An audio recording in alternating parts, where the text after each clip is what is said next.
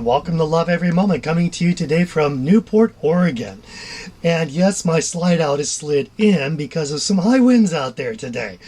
Today's verse is 1 Peter 4:6. For the gospel has for this purpose been preached even to those who are dead, that though they are judged in the flesh as men, they may live in the spirit according to the will of God. Now, this has several interpretations. What is this preaching the gospel to the dead?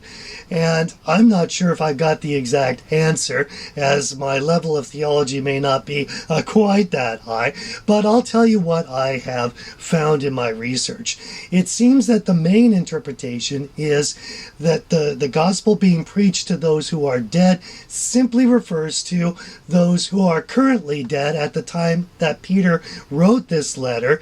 They were alive earlier before, and they received the gospel when they were alive, and they became a Christian when they were alive, but they're dead now and they're in heaven now, and that's all this is saying. That certainly could be it. In fact, most of what I looked up seems to point to that direction. Another interpretation takes us back to a verse we covered back here, which is 1 Peter 3:18. It says, For Christ also died for sins once for all, the just for the unjust, so that he might bring us to God, having been put to death in the flesh, but made alive in the spirit, in which also he went and made proclamation to the spirits now in prison. And so that interpretation refers to those saints, those people who never really met Jesus. They died before Jesus' ministry, but they believed in the Old Testament scriptures and believed in the Messiah and hoped on the Messiah, just never met him yet. And then when Christ died on the cross, he went down into Hades and preached to them a similar preaching that he did on the road to Emmaus, basically starting from the scriptures and showing how he fulfilled those scriptures all along. And once he says to them, yes, I'm the guy that fulfilled all those scriptures, I am the Messiah, now take the last step and let's go up into heaven. That's that interpretation. And that's got some interest to it. Again, I don't know if that's right.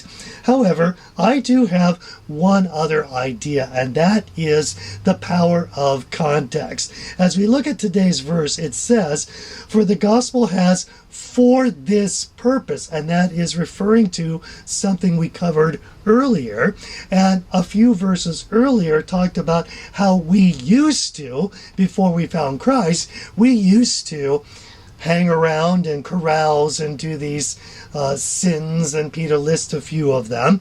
But now we found Christ, and the Spirit is now moving us in a different direction.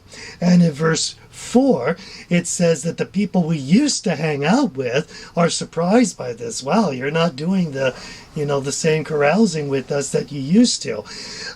And they malign us, as it says. They criticize us. They persecute us. And then verse 5 says, But they will give account to him who was ready to judge the living and the dead. And so if that verse says, but they have a judgment coming towards him, now today's verse says, For the gospel has for this purpose been preached even to those who are dead. Therefore, this interpretation, and I lean towards this one, says that preaching the gospel to the dead is preaching to those who are, at the time anyway, spiritually dead. In other words, non-Christians, because the spiritually alive would be us. Okay? Jesus doesn't want anyone to perish. He wants to give them extra chances. And one of the best ways to preach that gospel to them is for them to see our changed lives and how the Spirit has taken us from carousers to Christ lovers, and for them to feel that love coming out to them, which is the core of the gospel and the best message we could give. So let's choose to love every moment, because then we're going to love every moment. I'm your average wretch, and I hope you have a great week.